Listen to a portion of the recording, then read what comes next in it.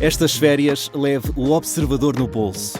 Na praia, no campo ou entre viagens, acompanhe toda a atualidade sem limites. Assine com 40€ de desconto e habilite-se a ganhar uma estadia de 2 noites num dos hotéis boutique da Small Portuguese Hotels. Este verão, desligue da rotina, não da informação. Assine em observador.pt. Beatriz Félix.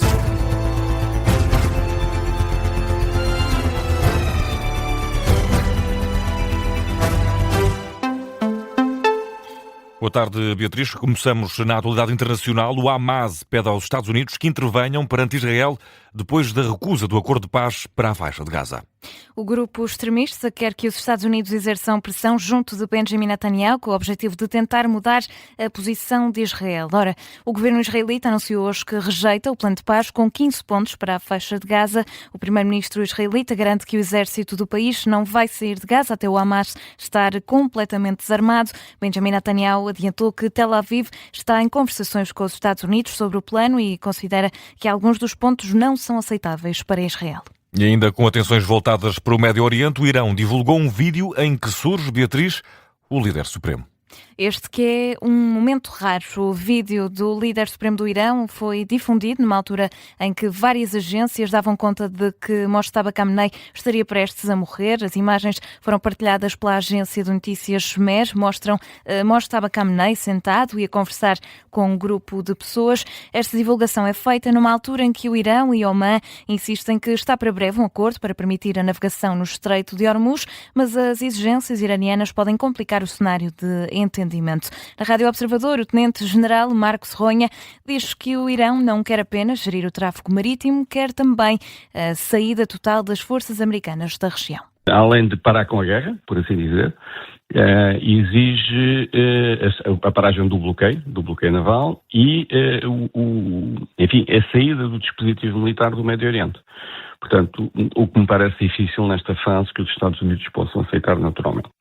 Para o tenente-general Marcos Ronha, os Estados Unidos estão a abdicar de objetivos iniciais como o desarmamento nuclear e de mísseis para sufocarem apenas na abertura do Estreito de Hormuz. Damos de tema nesta edição das 7 e seguimos com o Presidente da República. Lembrou hoje que a revitalização do Parque Natural da Serra da Estrela é uma promessa que se arrasta, Beatriz, há demasiado tempo.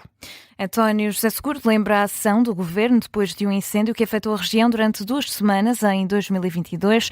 Na altura foram prometidos mais de 150 milhões de euros para revitalizar a zona pós-incêndio. Ora, o chefe de Estado diz que a região do interior não pode ser esquecida e que são necessários mais passos concretos para a revitalização do Parque Natural da Serra da Estrela. António José Seguro lembra por isso que a promessa ainda está por cumprir. Quase nada foi investido dos 155 milhões de euros anunciados.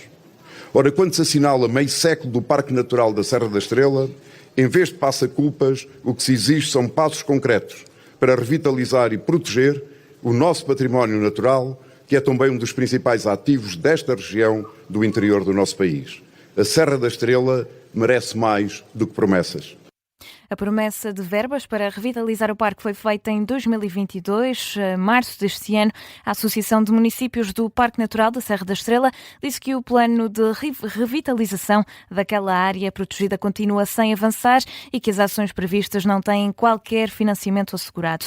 Na Guarda, António José Seguro lamenta que não saiam da gaveta muitas das recomendações feitas ano após ano para melhorar a prevenção dos incêndios. Um lamento manifestado durante a cerimónia que assinala os 150 anos dos Bombeiros Voluntários da Guarda. Tenho transmitido a necessidade de melhorarmos a prevenção e a capacidade de resposta. O relatório da Comissão Técnica Independente, que avaliou os incêndios de agosto do ano passado e foi revelado há poucos dias, vai no mesmo sentido. E aponta algo ainda mais preocupante. Muito ficou por fazer depois dos relatórios anteriores dos incêndios de 2017. E essas falhas reduziram a nossa capacidade de resposta aos grandes incêndios do ano passado. São as palavras de António José Seguro a pedir mais atenção ao Parque Natural da Serra da Estrela. O chefe de Estado que anunciou por esta ocasião a atribuição da Ordem de Mérito à Associação Humanitária de Bombeiros Voluntários da Guarda, que assinala 150 anos. E o incêndio em Vila Pouca de Aguiar, no distrito de Vila Real, já está a esta hora, Beatriz, em fase de resolução. precisamente está praticamente dominado, foi o que disse a agência Lusa o comandante dos bombeiros, Hugo Silva. Tem neste momento uma frente ativa, mas está a ceder de forma positiva aos meios. No local chegaram a estar 8 meios aéreos e, segundo fonte da Proteção Civil, não houve ainda assim qualquer habitação em risco. Esta hora, já em operações de rescaldo, estão ainda 170 operacionais apoiados por 47 veículos e com a ajuda de 2 meios aéreos. E em Carraseda de Anciães, o incêndio que se tinha reativado durante a tarde está novamente em fase de resolução.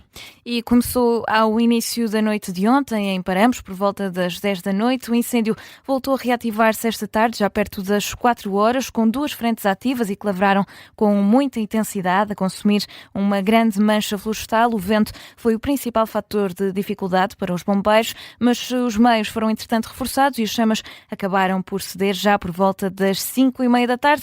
Agora também em operações de rescaldo estão aí no terreno cerca de 120 operacionais, apoiados por 34 viaturas e ainda 5 meios aéreos. Tempo ainda para o desporto. Alexis Guerin foi o vencedor da 4ª etapa da Volta a Portugal. Venceu Beatriz na mítica subida à Torre. A 4ª etapa ligou Figueiró dos Vinhos à Covilhã, com a chegada ao alto, na Torre da Serra da Estrela. Alexis Guerin foi o primeiro a cortar a meta após mais de 150 km na estrada. Ora, na classificação geral, Guerin assume agora a liderança, que pertencia a Rui Oliveira, e passa a vestir a camisola amarela. O ciclista francês tem agora 1 minuto e 26 segundos de vantagem para o segundo lugar. Amanhã a Volta a Portugal está de regresso à estrada. É dia de contrarrelógio individual, uma ligação de mais de 17 km entre Anadia e Águeda. E no futebol, ao intervalo, o Porto vai vencendo o Alverca por 2-0. Depois será a vez do Benfica entrar em campo, Beatriz. E frente ao regressado Académico de Viseu, o jogo no Estádio da Luz começa às 8h30 da noite, à porta fechada, devido a um castigo. A decisão mereceu comentários por parte de Marco Silva. O técnico das Águias diz que retiraram ao clube a maior força. Retirar 65 mil pessoas ou 60 mil pessoas de um estádio de futebol, se achamos que é assim que vamos resolver problemas, estamos completamente enganados. Acho que temos muitos bons exemplos pela Europa de como contrariar algumas coisas que não são boas, e se não são boas há que atuar diretamente, e não é interditando ou não permitir que os adeptos sejam no estádio e que um jogo seja à porta fechada que vai resolver o que quer que seja. Simplesmente, e eu não entendo, retiraram isso não só ao Benfica, ao próprio Académico, ao próprio espetáculo, é ir por caminhos que, na minha opinião, não vão resolver nada. Já do outro lado, o Académico de Viseu está de regresso à elite do futebol nacional 37 anos depois, e para esta noite o técnico Bruno Pinheiro admite que as bancadas vazias na Luz podem mesmo ajudar a equipa de Viseu. Acho que de facto a multidão galvaniza os jogadores. Esperemos que a sua ausência possa equilibrar um bocadinho mais as contas entre as duas equipas. E teremos certamente um jogo diferente para apresentar do adversário de ontem que o Benfica teve, e esperemos que essas diferenças possam criar mais problemas ao Benfica do que os adversários têm causado até agora. São as declarações de Bruno Pinheiro aos comandos do Académico de Viseu antes do jogo com o Benfica, que começa daqui a pouco às 8h30. E que vamos acompanhar com relato em direto aqui na Rádio Observador, e já daqui a pouco também retomamos a emissão especial de desporto, onde estamos a acompanhar o para já Futebol do Porto 2, Alverca 0, jogo também a contar para a primeira jornada, está no intervalo. Para já, 5 minutos para lá das 7, tempo ainda nesta edição para atualizar a informação de âmbito local que está a marcar este domingo, Beatriz. E começamos em Vila do Conde. Pelo menos 20 pessoas foram salvas do mar no dia de ontem. Vários banhistas foram arrastados por agueiros e correntes na tarde de sábado, com ocorrências nas praias de Azurara, Campismo e Árvore, em Vila do Conde e também na Póvoa de Varzim. Nenhuma das vítimas necessitou de transporte para o hospital.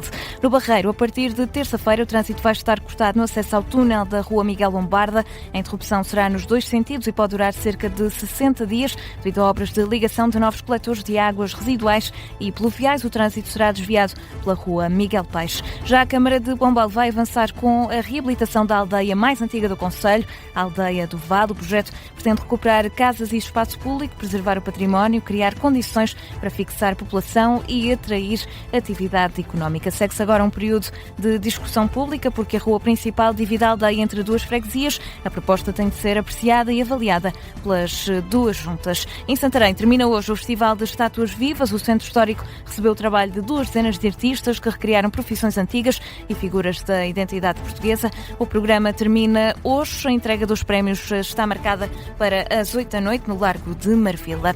Em Oeiras começa esta terça-feira as obras de pavimentação em Porto Salvo. Os trabalhos vão afetar parcialmente a Rua Conde Rio Maior até dia 18 e a Rua Ator António Pinheiros entre 17 e 21 de agosto. A autarquia alerta para a necessidade de retirar os carros das zonas sinalizadas. E fechamos em Santa Maria da Feira. Termina hoje a viagem medieval. Foram 12 dias de recriações históricas e animação. Este último dia inclui um cortejo real dedicado às vésperas da formação de Portugal. Acontece por esta hora, às 7 da tarde, entre a Igreja da Misericórdia e o Castelo. Fica por aqui esta edição das 7 da tarde com a Beatriz Félix, que está de regresso no intervalo do jogo entre Benfica e Académico de Viseu. Será por volta das 9h15, se não me falham as previsões. Para me atualizar as notícias, contamos contigo nesta noite informativa de domingo. Beatriz, um abraço. Até já. Até já.